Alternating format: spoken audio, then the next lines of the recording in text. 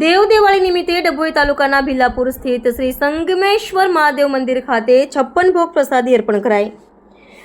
વડોદરા શહેરથી 25 કિલોમીટર દૂર આવેલા ભીલાપુર ખાતે પૌરાણિક સંગમેશ્વર મહાદેવ મંદિર ખાતે દેવ દિવાળી પર્વે વિવિધ ધાર્મિક કાર્યક્રમોનું આયોજન કરવામાં આવ્યું હતું। અહીં દર વર્ષની જેમ આ વર્ષે પણ કારતક સુદ પૂર્ણિમાને દેવ દિવાળી નિમિત્તે બાપી મહારાજની આગેવાનીમાં 56 ભોગનું આયોજન કરવામાં આવ્યું હતું। સાથે જ પૌરાણિક અને ઐતિહાસિક સ્વયંભૂ શિવલિંગ પર ડ્રાયફ્રૂટથી શણગાર કરવામાં આવ્યો હતો। તારીખ 5મી નવેમ્બર કારતક સુદ પૂર્ણિમાને દેવ દિવાળીના શુભ પાવન પર્વે વડોદરા શહેરથી આશરે 25 કિલોમીટર દૂર ડભોઈ જવાના માર્ગે આવેલા ભીલાપુર ખાતેના અદલાપુર સ્થિત દેવ અને ઢાઢર નદીના સંગમ તટે શ્રી સંગમેશ્વર મહાદેવનું પૌરાણિક અને ઐતિહાસિક સ્વયંભૂ શિવલિંગ અહીં મંદિરમાં આવેલું છે।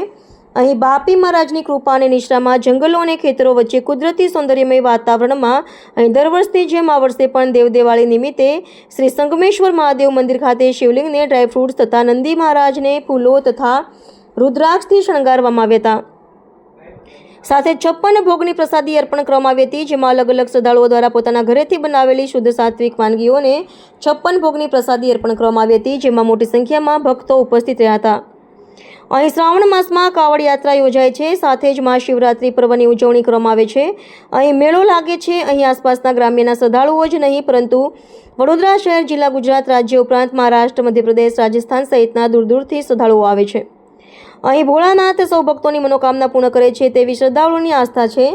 સાથે જ લોકો બાપી મહારાજના આશીર્વાદ કૃપા માટે આવતા હોય છે। અહીં લોકવાયકા મુજબ પાવાગઢના પતઈ રાજા માતાજીના શાપથી પતથી પીડિત હતો, તેને મહાદેવની કૃપાથી દેવઢાઢર નદીમાં સ્નાન કરી કિનારે સંગમેશ્વર મહાદેવની પૂજા તપસ્યા કરતા તેનું પતરોગ નષ્ટ થયું હતું। અહીં દેવ દિવાળીના આગલા દિવસથી જ દૂર દૂરથી ભક્તો આવી પહોંચ્યા હતા। આશરે 550 વર્ષ પૌરાણિક આ મંદિર હોવાનું જાણવા મળ્યું છે। જોકે હકીકતમાં કોણે અને ક્યારે આ શિવલિંગની સ્થાપના કરાઈ હતી તે વિશે અહીં વૃદ્ધોને પણ જ્ઞાત નથી।